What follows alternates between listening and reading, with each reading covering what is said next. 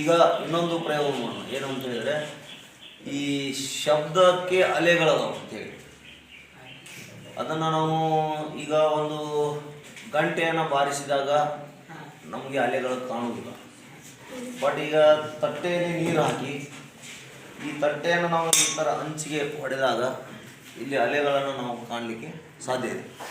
Zoom ತಗೋದು. ಈಗ ನೋಡ್ರಿ, ತಟ್ಟೆಯಲ್ಲಿ ನೀರಿದೆ, ಯಾವ್ದನ್ನ ನೋಡ್ಬೋದು ನೀವು ಕಾಣಲಾರ್ದವ್ರು. ತಟ್ಟೆಯಲ್ಲಿ ನೀರಿದೆ, ಹೊಡೆದ ತಕ್ಷಣ ಈಗ ಚಮಚೆಯಿಂದ ಇದನ್ನು ಹೊಡೆದ ತಕ್ಷಣ ಅಲೆಗಳು ಕಾಣ್ತವೆ.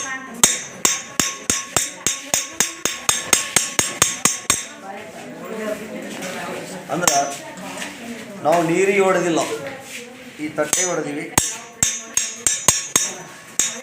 ತಟ್ಟೆಯ ಶಬ್ದ ಅಲೆಗಳ ಮುಖಾಂತರ ಹಿಂಗೆ ಹೋಗುವುದನ್ನು ಇದು ಸೂಚಿಸ್ತದೆ.